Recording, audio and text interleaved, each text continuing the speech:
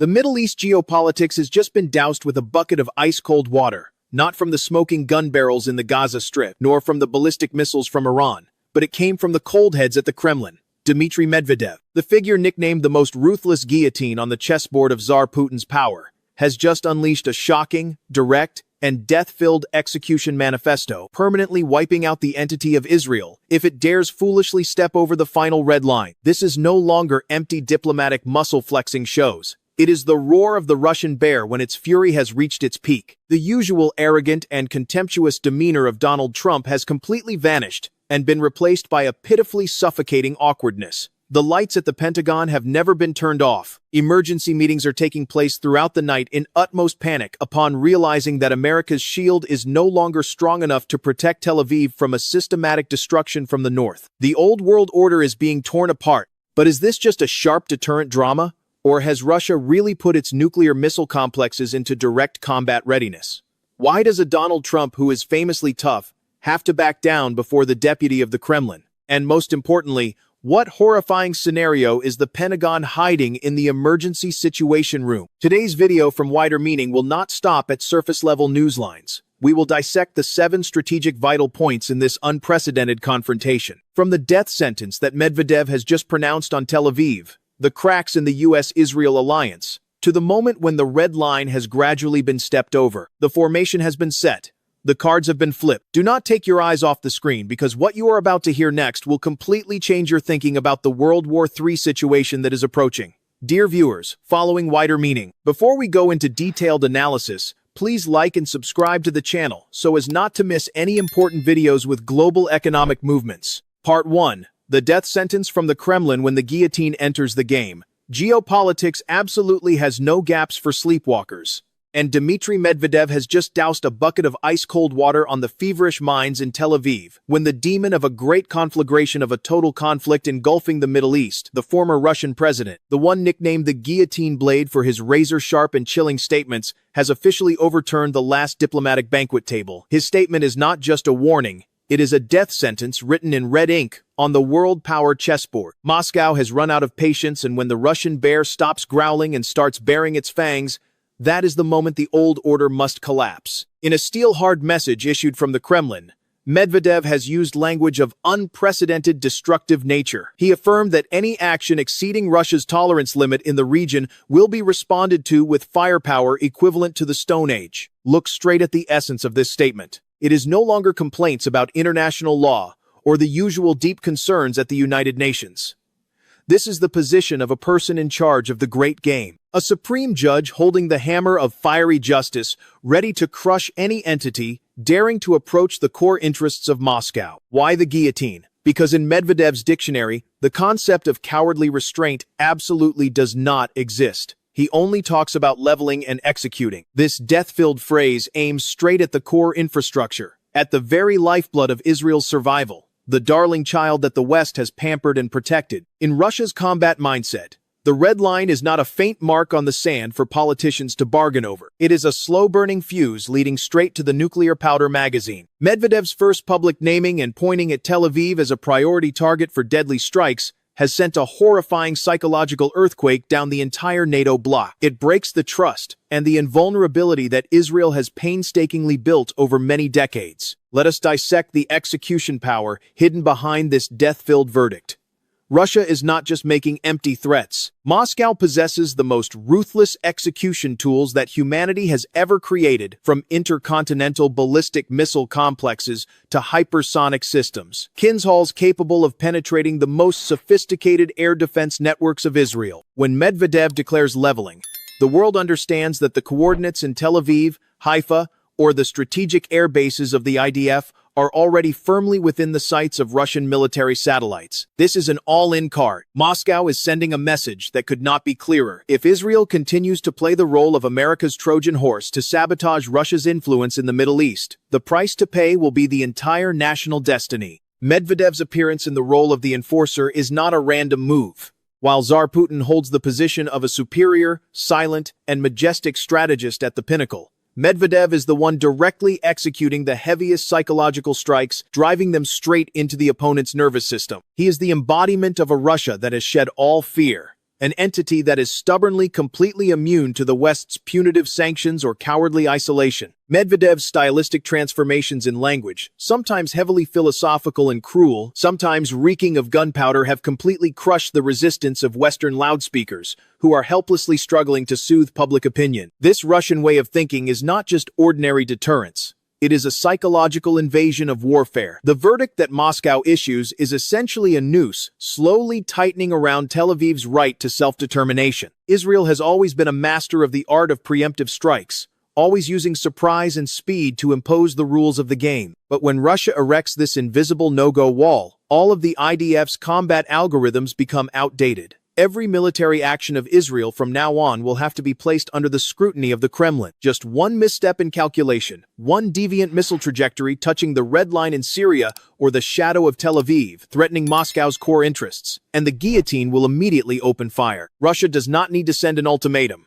They only send death sentences made of metal, decisive, and with no concept of leniency. Russia's superior position is clearly shown through the fact that they do not need to explain. Moscow issues the judgment, and the rest of the world must find a way to adapt. The terrifying silence after Medvedev's statement in Western capitals is the most solid proof of the weight of these words. People no longer laugh or think Russia is bluffing. Instead, they begin calculating the number of shelters and the endurance of systems before a rain of fire from the north. This death sentence is also a sharp dividing blow into the internal U.S.-Israel alliance. Washington may commit to protecting Israel from proxy forces or regional countries. But would they dare trade their own survival to confront Russia's enormous nuclear arsenal? Medvedev has cleverly placed Donald Trump in a no-win situation. Continue to indulge Israel's arrogance and face global catastrophe, or step back and acknowledge Russia's absolute power on this chessboard. This is the affirmation of a new era. An era in which the Russian bear has officially left its den and is ready to tear apart anyone daring to violate its territory.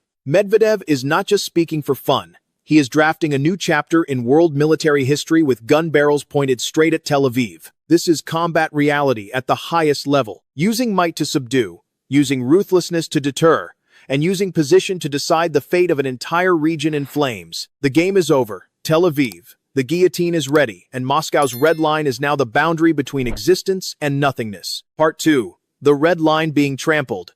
Netanyahu's deadly mistake. The fatal mistake of a ruler does not lie in local battlefield failures, but in the blindness when decoding the opponent's will. Benjamin Netanyahu, the old fox on the Israeli political scene, seems to be sinking into a dangerous power illusion when believing that the protective shield from Washington is immutable, and Moscow's patience is endless. Israel's continuous trampling on the red lines that the Kremlin has drawn in Syria, Lebanon, and Iran is not simply bold military steps. It is a life-and-death gamble where the price to pay could be the erasure of an entire national entity. Tel Aviv is playing with fire in a gigantic powder magazine, and the match is their blind arrogance. For many decades, Israel has hypnotized itself with an exceptional card, the supreme power to send troops to attack anywhere and anytime under the banner of national security. But the world of 2026 is no longer the unipolar playground of the Americans. When the IDF's F-35 fighters bombed targets near Tartus bases or directly threatened the lives of Russian military advisors in Damascus, Netanyahu has officially torn apart the implicit agreement between Moscow and Tel Aviv. This is no longer small-scale clashes. This is direct provocation and the honor of a nuclear superpower, Russia that never forgets, and Russia certainly can never overlook anyone daring to stroke the tiger's whiskers right in its strategic sphere of influence. Russia's red line is not an abstract concept for Jewish politicians to dissect at the negotiation table. It is forged in steel,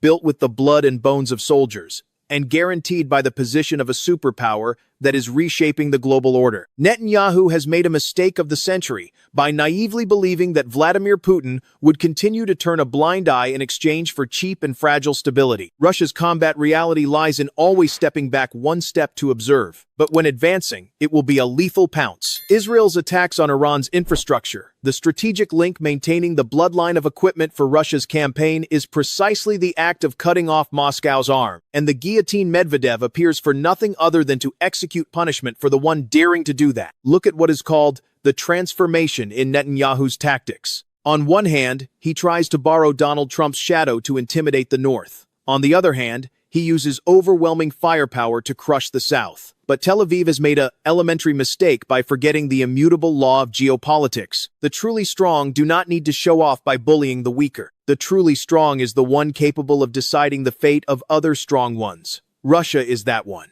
When Israel trampled on Syria's sovereignty, where Russia placed its global trust and prestige, they inadvertently activated a ruthless self-defense mechanism from the Kremlin. Every brick falling in Damascus from Israeli bombs is a crack in Putin's patience, and now that crack has shattered into fury. Tel Aviv's arrogance is also shown in their belief that defense systems like Iron Dome or David's Sling can withstand every storm. This is a deadly naivety. Russia is not Hamas or Hezbollah with homemade rockets. Russia possesses hypersonic monsters that can turn Israel's entire air defense system into scrap metal in less than 5 minutes. Netanyahu is pushing the Israeli people into a gamble where the winning ratio is exactly 0.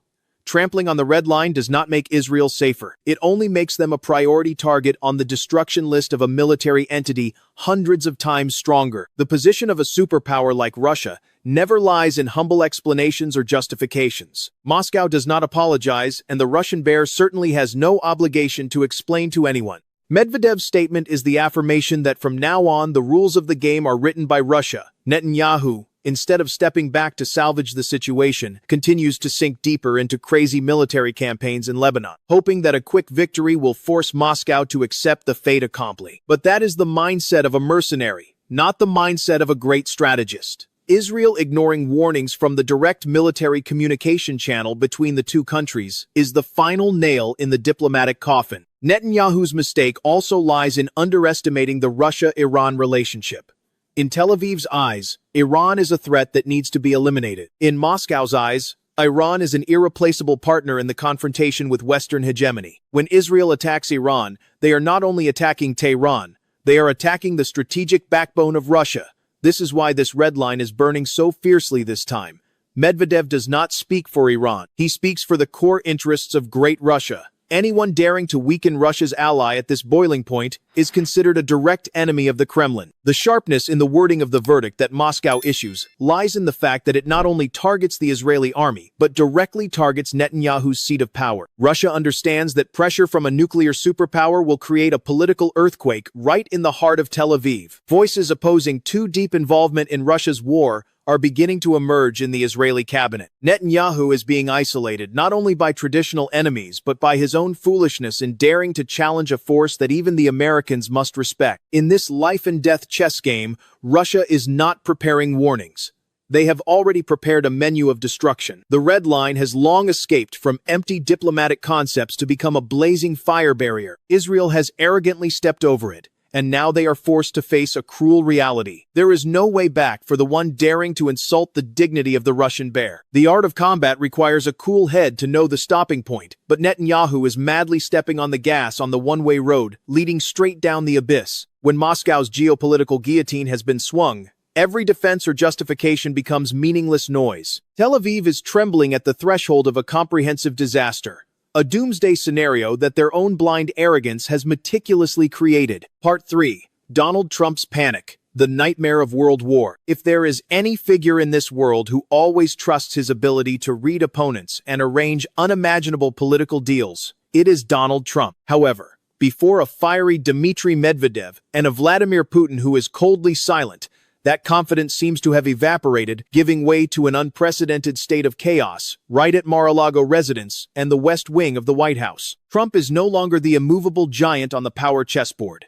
He is facing the most horrifying scenario that any American president wants to avoid: a direct, no-compromise confrontation with Russia's enormous nuclear arsenal in the Middle East cauldron. Trump's panic does not come from the gun barrels of Hezbollah or UAV strikes from Iran, but from Washington's sudden inferior position before Moscow's psychological preemptive strike. When Medvedev declared leveling Israel, that is not only a blow to Tel Aviv, but a direct shutdown of Trump's security doctrine. The American president understands that if Russia really acts, all of America's protection commitments will become empty promises, and the prestige of the world's #1 superpower will collapse like a sandcastle before a holding wave. Russia's steering resolve lies in the fact that they do not bargain. They issue an ultimatum with firepower, making Trump's artistic negotiation and deal-making skills as useless as scrap paper. Observe the rhythm of the panic that is besieging the strategic hotlines. Intelligence sources confirm that over the past 48 hours, Donald Trump has frantically made a series of calls to the Kremlin, but all he received were icy and brief responses from Putin's team of assistants.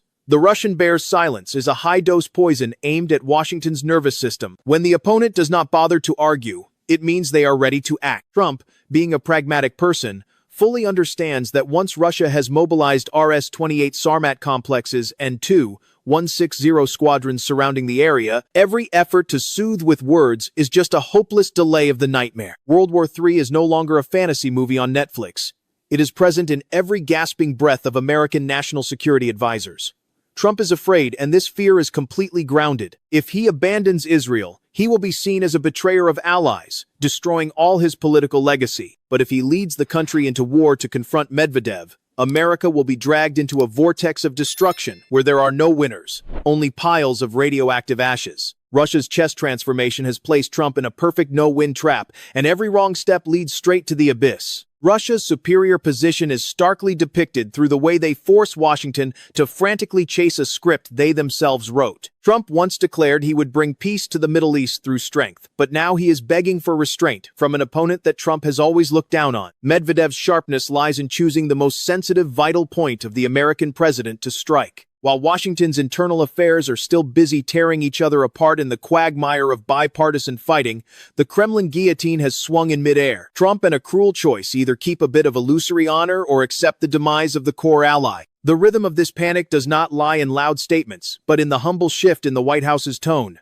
From threats of complete destruction of Iran, Trump suddenly switched to calling for a multilateral solution and mutual respect among great powers. This backing down is the clearest proof that America has realized the limits of muscle power. Before a Russia ready to go all in, America's aircraft carrier fleets suddenly become small and unusually fragile. Everyone understands that Russia's hypersonic missiles do not joke, and they never miss their targets. Steering resolve requires a cool head, but Trump is restless. He understands that Netanyahu has dragged him into a game beyond his scope, where the usual rules of geopolitics are thrown into the nuclear casino. Trump's biggest nightmare is seeing American cities sink in smoke and fire just because of the arrogance of an ally in the Middle East. This fear spreads from Mar-a-Lago to the secret underground bunkers of America's elite. They realize that the era when America could unilaterally decide the fate of other nations has officially ended at the hands of the Russia-Iran alliance. Trump's panic is the most tragic chapter in 21st century American diplomatic history.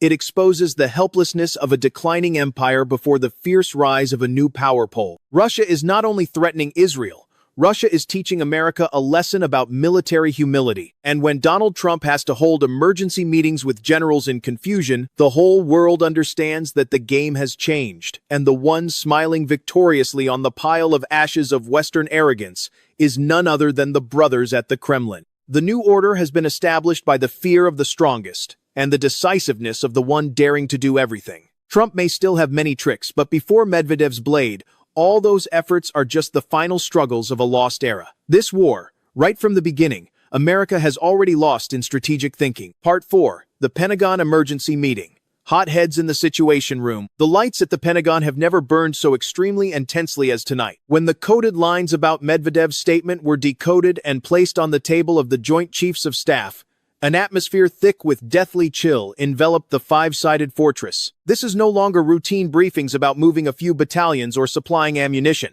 This is an emergency meeting to face the cruel reality. America's deterrent power is being broken by Russia, right at the throat of the Middle East. The world's top military minds are reeling in a labyrinth where all classic combat plans become outdated before the opponent's overwhelming position. In the Situation Room, the haggard, sleep-deprived faces of four-star generals are glued to radar screens displaying movements from 160 squadrons and Russian nuclear submarines in the Mediterranean. The most difficult and most humiliating question that the Pentagon must face is, if Russia carries out the leveling strike, as Medvedev declared, what does America use to stop it? The answer received is only bitter head shakes. The Aegis systems on warships or Patriots on the ground, which are the pride of American defense technology, now face the risk of becoming useless scrap metal before the reign of Kinzhals and other hypersonic missiles. Russia does not play catch. They prepare for a systematic destruction, and the Pentagon understands that they are in the inferior position in this firepower game. Russia's combat reality lies in always being one step ahead in establishing A2 AD no-access zones. At the emergency meeting, American military analysts had to admit a stark truth. The entire network of American bases from Al Udeid in Qatar to Incirlik in Turkey has already been within the sights of Iskander-M complexes rapidly deployed. The Pentagon is facing a life-and-death equation. If intervening to protect Israel, these bases will be wiped out in just a few minutes. If standing aside, the reputation of a superpower will permanently turn to smoke. This is the highest level of psychological and strategic suppression, making even the hottest heads in the American military feel chills down their spines. The secret reports that the generals presented to Donald Trump are full of words expressing despair, cannot intercept, risk of total losses exceeding response capability. Their vocabulary is limited by their own technological weakness in intercepting hypersonics compared to the opponent. Russia has turned the game into a one-way flow, where Moscow decides the timing and intensity of the strike, while America can only sit counting down time in panic. Russia's sharpness lies in the fact that they do not need to show off their entire force. They only need to give a sample of will through Medvedev's statement to make America's giant war machine fall into temporary paralysis. Look at the transformation in the response plans that the Pentagon is discussing. They consider adding carrier strike groups but immediately reject it for fear they will become iron coffins in the ocean before Russia's anti-ship missiles. They consider deploying tactical nuclear weapons, but the price is the doomsday of America itself. Combat reality requires alertness, but in tonight's emergency meeting room there is only panic disguised by dry military terms. Russia's superior position has forced American generals to discuss honorable retreat instead of victory at all costs. The obsession with a direct conflict with Russia has led the Pentagon to order all American forces in the Middle East to the highest DEFCON 2 alert level. This is the first time since the Cold War that Americans feel the opponent's sword is at their throat. Russia's transformation in formation, combining nuclear threats, cyber attacks, and rapid troop deployment, has created a vice that suffocates all of Washington's will to resist. Trump may speak out on social media, but the generals at the Pentagon know that words cannot stop hypersonic warheads traveling at Mach 10. We see a fiery contrast. One side is Moscow's decisive steel through the Guillotine Medvedev. The other side is the wavering awkwardness of the American military machine. The Pentagon is no longer the place issuing world-dominating orders. It has become a crisis management center where people are trying to survive the storm. Combat reality does not lie in the number of weapons, but in who dares to press the button first. And tonight, Moscow has proven that they not only dare to press the button, but they have also prepared a whole cemetery for those daring to stand in the way. The death sentence that Medvedev pronounced on Israel has indirectly become an indictment of the decline of the American military empire. When the generals meet in emergency, they are not only discussing Israel, they are discussing the end of the Pax Americana era. The Middle East from now on is no longer America's backyard. Every move of Washington now must be placed under the strict supervision of the Kremlin. This humiliation will continue to haunt the Pentagon for many decades to come, when a single statement from Russia is enough to make a superpower tremble in the darkness of the Situation Room. The real game is only just beginning now, and America is having to play by the rules of the strongest, the Russian brothers with iron will and unstoppable firepower. Part 5. The leveling scenario. Unstoppable firepower. When the Guillotine Medvedev utters the word level, the world should not understand it as a literary metaphor. In the Kremlin's military dictionary, it is a purely technical order, a systematic destruction process backed by the most advanced weapons arsenal that humanity has ever witnessed. Russia does not threaten with empty promises. They threaten with physical parameters and uninterceptable flight trajectories. The scenario of erasing Israel that Moscow is putting on the agenda is not an ordinary gunfight. It is a great deluge of firepower, where every proudest defense system of Tel Aviv will be crushed to pieces under the thick heel of northern hypersonic technology. This is the imposition of a military destiny. Russia does not need to display power. They simply redefine existence. Once the gun barrels are loaded and the destruction algorithms have been activated, every struggle of Israel, or shields from across the ocean, will only be meaningless fragments before the suffocating pressure of a verdict already pronounced from the north. Look straight at the battlefield reality. If Moscow presses the first button, what approaches Tel Aviv's sky is not slow UAVs or old-generation cruise missiles. It will be the Death Scythe Kinzhal's hypersonic missiles moving at Mach 10, turning every early warning radar system of Israel into children's toys in less than 9 minutes from launch at bases in southern Russia or from nuclear cruisers off the Mediterranean coast. These warheads will penetrate the steel shells of the most secret underground command centers. Russia's combat power lies in asymmetric capability. They do not need hundreds of thousands of troops to occupy. They only need a few dozen precise flight paths to erase the will to resist of an entire nation. Therefore, Russia's superior position is affirmed through the transformation of the A-2 AD anti-access and area denial weapons arsenal. In this scenario, Russia's S-400 and S-500 Prometheus complexes in Syria will establish a deadly dome covering all of Israel's airspace. Every effort to take off by F-35 squadrons, Netanyahu's expensive pride, will be broken right from when the wheels leave the runway. Russia does not only attack, they completely blockade the airspace, turning Israel into a lonely island in a sea of fire. The steel in Medvedev's statement is absolute confidence and a fire without gaps, where even a sparrow bearing the American emblem cannot slip through. But the leveling scenario is even more ruthless in the deep strike aspect. Moscow possesses caliber cruise missile lines capable of continuously changing trajectories, turning interception into an impossible task for the already overloaded Iron Dome system. Essential infrastructure targets such as power stations, oil refineries, and especially the Dimona nuclear center will be put into priority sites. Russia is sending a razor-sharp message. We can bring you back to the Stone Age with just one mouse click. Medvedev's vocabulary is not exaggerated. It is a job description of the strategic missile brigades on 24/7's direct combat duty. Imposing resolve requires ruthlessness, and Russia has prepared an electronic storm scenario before the first missiles hit the ground. Russia's electronic warfare systems such as Krasuka,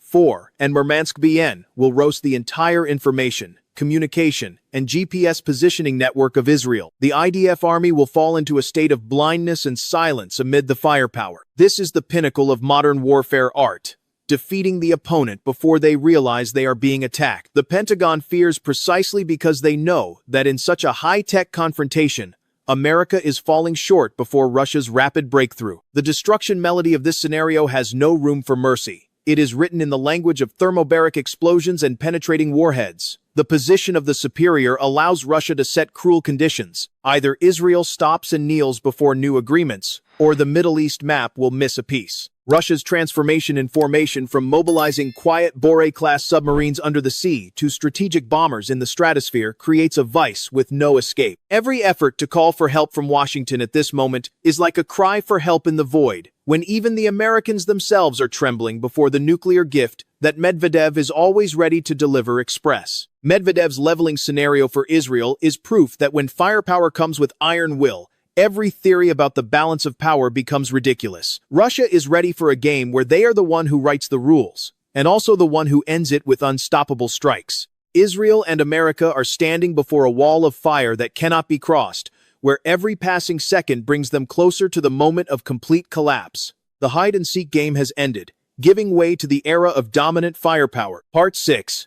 The Pivot of the Great Powers. The Loneliness of Israel. Geopolitics is a cruel flow, where the weak are crushed and shattered, and the mistaken are eliminated without mercy from the flow of history. When the Guillotine Medvedev sent the destruction signal from the Kremlin, a psychological earthquake immediately broke all traditional alliance axes in the Middle East. Israel, the nation that was arrogant with a tight diplomatic network bought with American dollars and equipment, is now stunned to realize it is just a lonely figure in the eye of the storm of regional powers. From the oil masters of Saudi Arabia to the ambitious Turkey, they are all frantically making spectacular pivot moves. They are abandoning the sinking ship named Tel Aviv to preserve their own lives. Moscow's decisive power has created an intense pull, an irresistible new geopolitical reality. At this chessboard, Russia does not invite. Russia forces everyone to choose sides if they do not want to be swept into the black hole of conflict created by the very arrogance of Washington and Israel. This is the imposition of a new order where the power of gun barrels and the iron will of the Russian bear will replace the empty agreements of the West. Look at the calculating silence of Riyadh. Saudi Arabia, which was a key ally of America, now chooses to maintain strategic distance. They understand that betting on an Israel that is within the sights of Russian hypersonic missiles is a suicidal investment. Crown Prince Mohammed bin Salman is not foolish enough to trade the nation's development vision for the ashes of a nuclear war. Russia's combat reality lies in making Arab countries realize that America may give them weapons, but Russia is the one that can guarantee survival by not pressing the button. Medvedev's death sentence has turned Israel into a toxic entity that anyone touching must pay dearly. The transformation on this chessboard also comes from Ankara Recep Tayyip Erdogan, another old fox of geopolitics who quickly smelled the burning gunpowder. Turkey began tightening military corridors, indirectly isolating NATO supply lines for Israel. The diplomatic vocabulary of these great powers has changed from supporting Israel's right to self-defense to calling for restraint from all sides to avoid global catastrophe. This is a polite way of admitting that they do not want to be in the same boat with Netanyahu when confronting the Russian bear. Israel is being pushed into a strategic isolation, unprecedented since the day the nation was founded. The superior position allows Russia to decide the laws of heaven without firing a shot. Moscow only needs one steel statement from Medvedev to make international capital flows flee from Tel Aviv. Investors do not fear local wars. They fear systematic destruction from a superpower. When Russia says level, the market understands that it is the end point for all stable business activities. Israel is tasting the feeling of being abandoned by those profit-seeking friends. Those who used to hail them when the wind was favorable but are ready to turn their backs when the firestorm erupts from the north. Combat reality requires knowing how to read people's hearts, and Russia has won absolutely on this front. Moscow has cleverly isolated Israel by offering an olive branch to the remaining countries in the region, creating a fiery contrast. One side is stability under Russia's wing, and the other side is destruction, if following America and Israel. The wording of this pivot is written in new energy contracts and security agreements that Russia is frantically signing with Israel's neighboring countries. Every signature of an Arab country with Moscow is a stab into the survival hopes of the Netanyahu administration. Russia's sharpness lies in the fact that they do not need to use force to force other great powers to submit. The might from the hypersonic weapons arsenal and Medvedev's decisiveness has done the job by itself. While the Pentagon is busily holding emergency meetings, embassies in the Middle East have timely realized that the era of Pax Americana has ended and the era of Russia-Iran dominance has begun. Israel is truly alone, surrounded by the cold gazes of its neighbors and the helplessness of its distant protector. We see a panoramic picture of the collapse of an alliance system. Israel has underestimated Moscow's ability to turn the situation, and now must pay the price with absolute loneliness. Every effort by Netanyahu to drag great powers into a united front has failed miserably before the weight of the death sentence from the Kremlin. The formation has been decided. One side is Russia, with a global coordinating position, and the other side is Israel trembling in the shadow of abandonment. The diplomatic game has ended, but there is room for the cruel reality of the one abandoned on the very land they stand on. Part 7. The new geopolitical board. Who is the superior? The world is witnessing the most cruel power transfer in modern history. When the dust from Medvedev's threats has not yet settled, a new world order has already formed, right on the cracks of the NATO bloc and the helplessness of the White House. The question of who is the superior now has an answer in firepower and iron will. No longer the multilateral bargaining blocks at Geneva or the rewardless and punishmentless resolutions of the United Nations. The current Middle East geopolitical chessboard has only one single referee holding the power of life and death: the Russia-Iran alliance, with tacit support from the new rising power poles. Russia's position is affirmed not through the number of occupying soldiers, but through the ability to redefine the rules of the game. While America is struggling in emergency meetings at the Pentagon to find ways to de-escalate, Moscow has already established a new reality. Every military move of Israel and America in the region must pass through the filter of the Kremlin. Russia's combat reality lies in turning nuclear power from a passive deterrent tool into an active psychological attack weapon. Medvedev is not only talking about protecting allies, he is declaring the right to manage the opponent's survival. This is the pinnacle of the art of domination, when your enemy must ask permission to exist. Look at the collapse of the Pax Americana doctrine, American-style peace. For the past 80 years, Washington has considered itself the global policeman. But before the blade of the guillotine Medvedev, that policeman suddenly becomes old and trembling. Russia's transformation in combat power has turned American carrier strike groups into giant hostages on the sea. The truly superior is the one capable of making the strongest opponent lock themselves in the situation room to calculate the way to retreat. Russia has proven that in a multipolar world, Might does not lie in the dollar, but in who dares to step over the red line first, and who has the ability to sweep the opponent with a single strike. This new order also witnesses the rise of a transcontinental power axis. Moscow and Tehran are no longer loose partners. They have merged into a vice that suffocates all Western ambitions in the Gulf. The vocabulary of the new geopolitics no longer has concepts like democratic allies or common values. Instead, there are core interests and assured destruction. Russia has cleverly turned the Middle East into a stage to display superiority in military technology and political resolve, leaving behind a lonely Israel and an America cracking from within. Russia's sharpness in this concluding part lies in the fact that they do not need to completely destroy Israel to win. They only need to strip Tel Aviv of its right to self-determination. When every decision of Netanyahu must glance at the attitude of Russia's missile complexes in Syria, then Israel has truly lost strategically. The superior is the one holding the key to both peace and hell. Donald Trump, with all his arrogance, must also admit that the chessboard has changed owners. Washington now only plays the role of a privileged observer, trying to salvage the last bit of honor before the red wave from the north drowns all old influence. The new world is where Medvedev's statements carry the weight of Satan bombs, where Putin's silence is more terrifying than 10,000 threats from Pentagon generals. Russia has officially stepped up to the pinnacle of the power pyramid, turning the Middle East into a card in hand to coordinate the whole world. Who is the superior?